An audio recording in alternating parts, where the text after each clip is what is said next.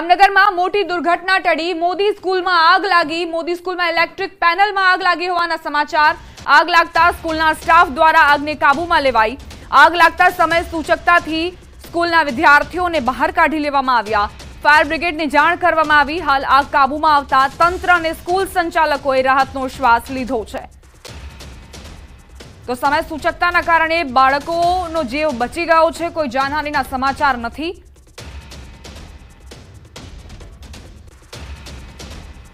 જામનગરની Saru section road પર આવેલી મોદી સ્કૂલમાં આજે સવારે અચાનક જ આગ લાગી હતી ને આગજનીની ઘટનાને લઈને વિદ્યાર્થીઓને બહાર કાઢવામાં આવ્યા હતા। તો ઇલેક્ટ્રિક શોર્ટ સર્કિટના કારણે પેનલમાં આગ લાગી હતી। જે પ્રકારના દ્રશ્ય આપ જોઈ રહ્યા છો, આ બહુમાળી બિલ્ડિંગ છે કે જ્યાં જે પાર્કિંગમાં આવેલું ઇલેક્ટ્રિક બોર્ડ છે તેમાં આગ લાગી હતી। હું મારા કેમેરા સહયોગી મનસુખભાઈને કહીશ અહીંના દ્રશ્યો દેખાડવાનો પ્રયત્ન કરે, કારણ કે કયાથી આગ લાગી હતી, કેવી રીતના બુઝાવવામાં હતી એ સમગ્ર અત્યારે આપ જોઈ રહ્યા છો। હાલ નિરીક્ષણ પણ કરવામાં આવી રહ્યું છે। જામનગરની જે આ સરૂ સેક્શન રોડ પરની પીવી મોદી સ્કૂલ છે તેમાં જે આગજનીની ઘટના અહીં બની હતી ને ખાસ કરીને અહીં ફાયર સેફ્ટીની સુવિધા પણ જોવા મળી રહી છે। ખાસ કરીને જે ઇલેક્ટ્રિક પેનલ છે, આ ઇલેક્ટ્રિક પેનલમાં જે આગ લાગી હતી, હાલ પણ આગના જે દ્રશ્યો છે, જે પ્રકારની આગજનીથી નુકસાની થઈ છે તે જોઈ શકાય છે। અહીં બાજુમાં જ ઇલેક્ટ્રિક એક્ઝિક્યુટર છે। જે પ્રકારે અહીં વાત કરવામાં આવે, હાલ કયા પ્રકારની ઇલેક્ટ્રિક આગ લાગી હતી ત્યારે બુઝાવવા માટે ઉપયોગમાં લેવાયા છે સાધનો એ પણ જોઈ લઈએ, કારણ કે ફાયર સેફ્ટીની પણ ખૂબ મહત્વતા હોય છે। જે પ્રકારે આપ જોઈ રહ્યા છો, હાલ ફાયર સેફ્ટીના સાધનો પણ અહીં જોવા મળ્યા છે। જે પ્રકારે અહીં ઇલેક્ટ્રિક જે શોર્ટ સર્કિટમાં જે પ્રકારે હાલ જે આ જે ફાયર એક્ઝિક્યુટર છે તેનાથી જ આગ બુઝાવવામાં આવી હતી। જે પ્રકારના દ્રશ્યો જોઈ રહ્યા છો, અહીં શાળાના જે પ્રતિનિધિ છે એમની સાથે વાત કરીશું। શું કહેશો, આજે મોદી સ્કૂલમાં આગ લાગી હતી, સમય સૂચકતા પણ વાપરવામાં આવી, કેવી રીતના આગ લાગી હતી? તરત જ અહીંયા પીજીવીએસએલના જે ફીડર છે ત્યાંથી કે પ્લસ માઇનસ સિવાય તરત પેનલ લાગતા સેજ અમને સ્પાર્ક જેવું લાગતા તરત જ અમે વિદ્યાર્થીઓને બધાને બહાર ઇવેક્યુએટ કરી લીધા હતા અને અમારા જે ફાયરના CO2ના બાટલા છે તેનાથી અમે આગ ઠરવાનો પ્રયત્ન કરી દીધો હતો। અમે તરત ફાયર વિભાગને અમે જાણ કરી અને બોલાવી લીધેલા હતા અને ફાયર વિભાગ આવે પહેલાં સંપૂર્ણપણે તમામ સ્ટાફ અને તમામ વિદ્યાર્થીઓ ઇવેક્યુએટ કરી બહાર અમે સામે સેફ સાઇડમાં લઈ ગયા હતા। ખાસ કરીને અહીંયાની ફાયર સેફ્ટી અને BOP છે આપણી પાસે? હા, ફાયર સેફ્ટી અને BOP એઝ પર નોર્મ્સ છે। એઝ પર નોર્મ્સ છે તેવું કહી રહ્યા છે। જે પ્રકારે આગજનીની અહીં ઘટના હતી ત્યારબાદ હાલ પણ જે પ્રકારે સમારકામ છે તે કરવામાં આવી રહ્યું છે। જે પ્રકારના દ્રશ્ય આપ જોઈ રહ્યા છો, ખૂબ મોટી દુર્ઘટના છે તે અહીં બનતા રહી ગઈ, કારણ કે જે પ્રકારે અહીંના જે વિદ્યાર્થીઓ છે તે વિદ્યાર્થીઓને બહાર કાઢી લેવામાં આવ્યા હતા। મોદી સ્કૂલમાં કયા પ્રકારની વ્યવસ્થા છે તે પણ જાણવું જરૂરી બને છે, કારણ કે અહીં અનેક વિદ્યાર્થીઓ અભ્યાસ કરતા હોય છે, ત્યારે ખાસ કરીને કયા પ્રકારની અહીં સુવિધા છે તે જાણવાનો પ્રયત્ન કરીશું। મોદી સ્કૂલની અંદર જ કયા પ્રકારની અહીં વ્યવસ્થા રાખવામાં આવી છે તે જોઈશું। જે મોદી સ્કૂલ છે તે મોદી સ્કૂલમાં હાલ પાવર સપ્લાય બંધ થવાને કારણે અહીં ફાયર એક્ઝિક્યુટર છે તેવું પણ જોવા મળી રહ્યું છે। બીજી બાજુ અંદર કયા પ્રકારની વ્યવસ્થા છે એ પણ જોઈએ, કારણ કે પરમિશનની વાત છે ત્યારે પરમિશન છે કે કેમ? સાહેબ, તમે અત્યારે હમણાં જ કીધું હતું પરમિશન ફાયર સેફ્ટીને લઈને, આ ફાયર સેફ્ટીનું પરમિશન છે તે અહીં જોવા મળી રહ્યું છે। બીજી બાજુ વાત કરવામાં આવે જે BOP પરમિશન છે, કમ્પ્લીશન સર્ટિફિકેટ છે મહાનગરપાલિકાનું, એ પણ અહીં સામે આવી રહ્યું છે।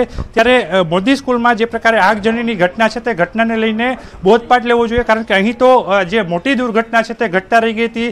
હાલ પોલીસે પણ સમગ્ર ઘટનાને લઈને અહીં આવી BOP અને ફાયર સેફ્ટીના નોર્મ્સ છે તે પણ ચકાસ્યા છે અને તમામ બાબતે હાલ સતર્કતાના પગલાં છે તે લેવાઈ રહ્યા છે। પરંતુ ખૂબ અહીં અગત્યની વાત એ છે કે બાળકો છે તે બચી ગયા છે અને કોઈ જાનહાનિ નથી થઈ। કિંજલ કારસરિયા, ન્યૂઝ 18 ગુજરાતી, જામનગર। વલસાડ જિલ્લાના ઉમરગામમાં નગરપાલિકાના પાપે વાહન ચાલકો રોડ પર સ્લીપ થયા હતા।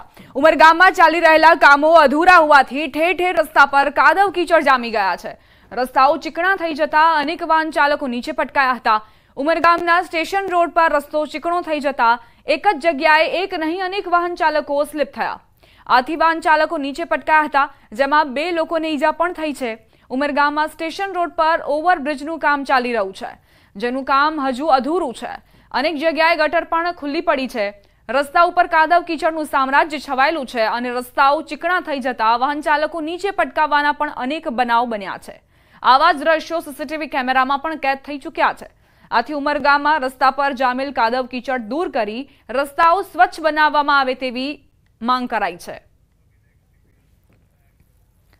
ટ્રેનમાં પ્રવાસ કરનારાઓ માટે મોટા સમાચાર પ્રાપ્ત થઈ રહ્યા છે। ટ્રેન મોડી પડવા અંગે ગ્રાહકોના હિતમાં ચુકાદો। ટ્રેન મોડી થશે તો રેલ વિભાગે જવાબદારી લેવી પડશે। કોલકાતા અમદાવાદ એક્સપ્રેસ ટ્રેન નિર્ધારિત સમય કરતા મોડી પહોંચતા મામલો પહોંચ્યો હતો આયોગમાં। ટ્રેન મોડી પડતા અરજદારને શારીરિક અને માનસિક હેરાનગતિનો સામનો કરવો પડ્યો હતો। આયોગે અરજદારની તરફેણમાં ચુકાદો આપી રેલ વિભાગને આદેશ કર્યો। ફરિયાદીને ટિકિટના રકમ 9% વ્યાજ સાથે ચૂકવવા આદેશ કરાયો છે।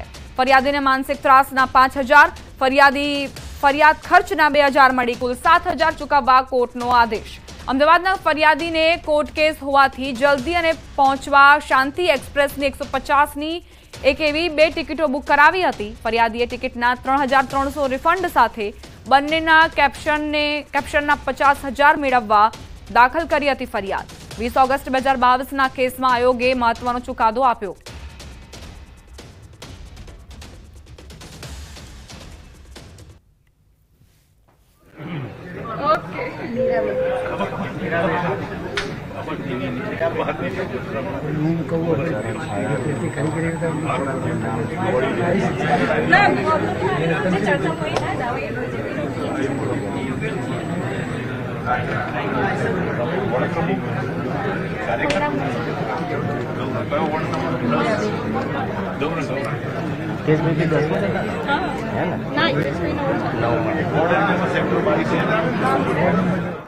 મહત્વપૂર્ણ સમાચાર। મીરાબેન પટેલ ગાંધીનગરના નવા મેયર બન્યા છે। ગાંધીનગરને નવા મેયર મળ્યા।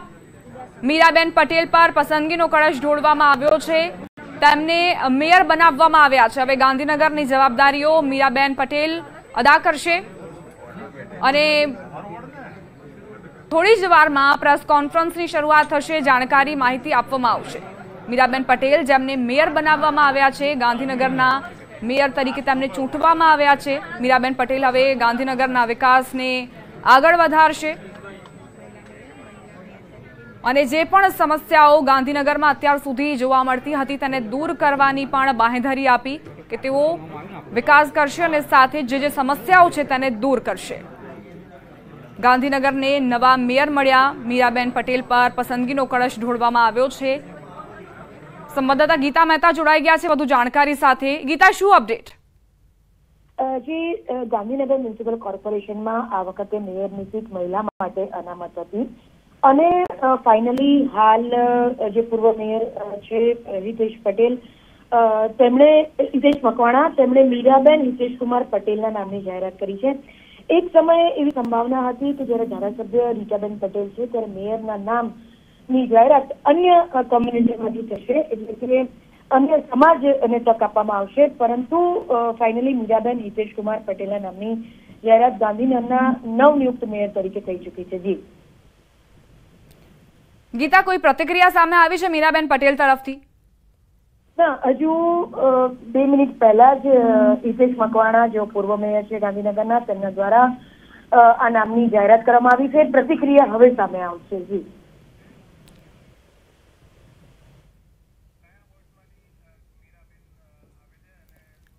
ગીતા, કયા બોર્ડમાંથી મીરાબેન પટેલ આવે છે, તેમનું બેકગ્રાઉન્ડ શું છે, તેમના રાજનીતિક કરિયર વિશે પણ જણાવજો।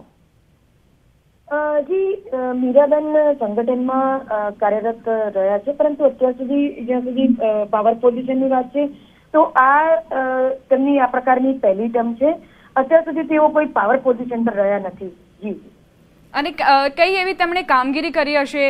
કારણ કે ભાજપ દર વખતે સંગઠનના એવા જ લોકોને, કાર્યકર્તાઓને પસંદ કરતું હોય છે જેમણે જમીન સાથે જોડાયેલા લોકો સાથે કામ કર્યું હોય, તેમની સમસ્યાઓ સમજે।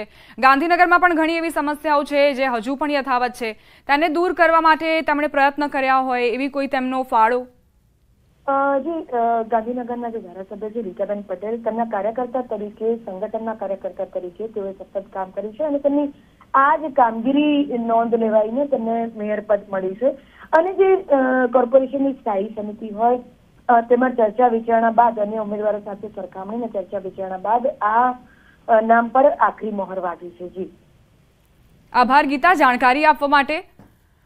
તો રીટાબેન પટેલના કાર્યકર્તા તરીકે તેમણે ફરજો અદા કરી છે અને કદાચ તેને જ જોતા, તે જ ફાળાને જોતા તેમની પર પસંદગીનો કળશ ઢોળાયો છે।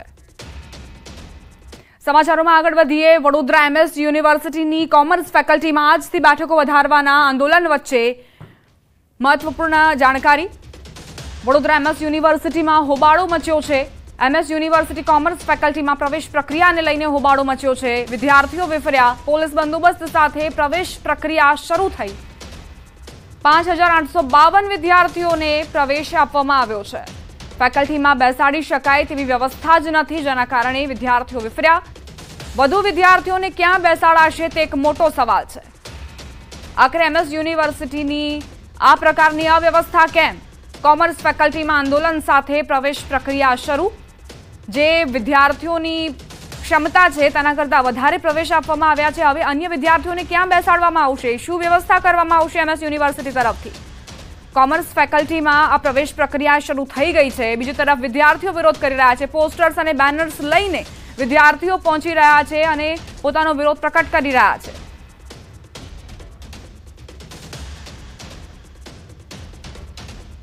ફેકલ્ટી ઓફ કોમર્સમાં 5,320 સિટિંગ અરેન્જમેન્ટ કરેલી।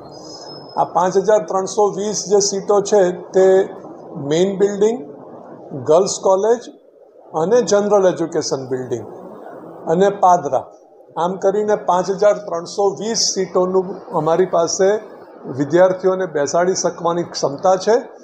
અને એના ઉપર EWS એટલે કે ઇકોનોમિકલી વીકર સેક્શન એના 532 એટલે 5,852 વિદ્યાર્થીઓને અમારે વ્યવસ્થિત રીતે બેસાડી શકાય એવી વ્યવસ્થા છે। સંવાદદાતા હાર્દિક દીક્ષિત જોડાઈ ગયા છે વધુ જાણકારી સાથે। હાર્દિક, વિદ્યાર્થીઓની કઈ બાબતને લઈને વિરોધ? બિલકુલ દીપા, સમગ્ર મામલે વાત કરીએ તો MS યુનિવર્સિટીના જે સત્તાધીશો છે તેમના દ્વારા જે સ્થાનિક વિદ્યાર્થીઓ છે તેમના માટે અનામત ઘટાડવાની હિલચાલ જે છે તે શરૂ કરવામાં આવી હતી, જેને લઈને આખો જે વિરોધ છે તે સામે આવ્યો છે। અત્યારે તમે જે દ્રશ્યો જોઈ રહ્યા છો તે યુનિવર્સિટીના પૂર્વ વિદ્યાર્થીઓ તેમાં સામેલ છે, સેનેટ સભ્યો સામેલ છે, સિન્ડિકેટ સભ્યો સામેલ છે અને વિદ્યાર્થી સંગઠનના જે આગેવાનો છે એ તમામ લોકો જે છે અત્યારે આ યુનિવર્સિટીના જે સત્તાધીશો છે તેમના વિરુદ્ધ જે બ્યુગલ છે તે ફૂટ્યું હોય તેવા પ્રકારના દ્રશ્યો કહી શકાય। કારણ કે ભૂતકાળમાં આટલા મોટા પાયે વિરોધ જે છે તે વિશ્વવિખ્યાત MS યુનિવર્સિટીમાં ક્યારેય થયો નથી। વાઇસ ચાન્સેલર જે છે જ્યારથી તેમને ચાર્જ સંભાળે છે ત્યારથી તે જે છે પોતાની તાનાશાહી ચલાવી રહ્યા છે તેવા આક્ષેપ સાથે વાઇસ ચાન્સેલરની હાય જે છે તે બોલવામાં આવી છે।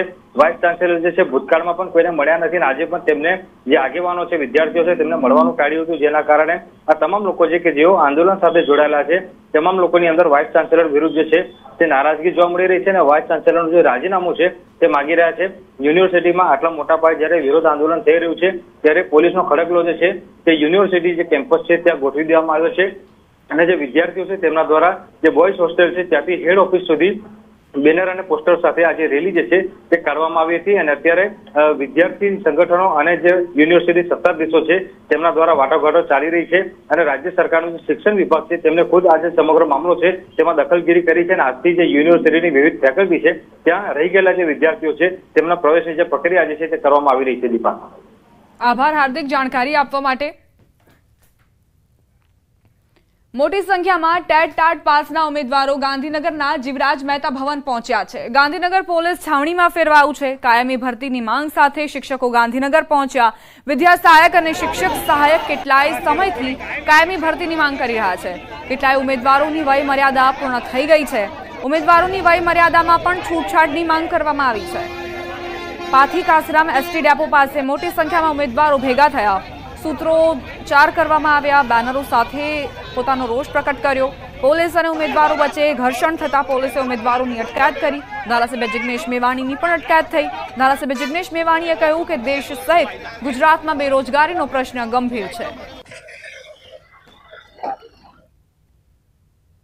આ 90,000 જેટલા ટેટ ટાટના યુવાન યુવતીઓ જે પરીક્ષાઓ પાસ કરી, એટલીસ્ટ એમને તો તમે કાયમી નોકરી આપો। શા માટે તમે એમને નોકરીથી વંચિત રાખી રહ્યા છો? આજે પણ ગાંધીનગરમાં પથિકાશ્રમ અને અલગ અલગ જગ્યાએથી લગભગ 70 જેટલા યુવાન યુવતીઓ જે ટેટ ટાટના અમારા સાથીઓ છે બધાની આજે અટકાયત કરવામાં આવી છે અને રાજ્યની સરકાર તરફથી કોઈ એમની સાથે ડાયલોગ કરવા માંગતું નથી। એટલે ગુજરાતના યુવાનોનું ભવિષ્ય અંધકારમય આ સરકાર। અમરેલીના જાફરાબાદ દરિયા કિનારે ભારે પવન ફૂંકાયો। જાફરાબાદ દરિયામાં કરંટને કારણે ઊંચા મોજા ઉછળ્યા। ચોમાસાની શરૂઆતમાં જ દરિયામાં જોવા મળ્યો હળવો કરંટ। બોટાદના ગઢડામાં મેઘરાજાની ધમાકેદાર એન્ટ્રી। ઢસા રોડ બોટાદનો ઝાંપો। ઉગામેડી રોડ વિસ્તારમાં પડ્યો વરસાદ। અસહ્ય ગરમી બાદ વરસાદ થતા વાતાવરણમાં પ્રસરી ઠંડક।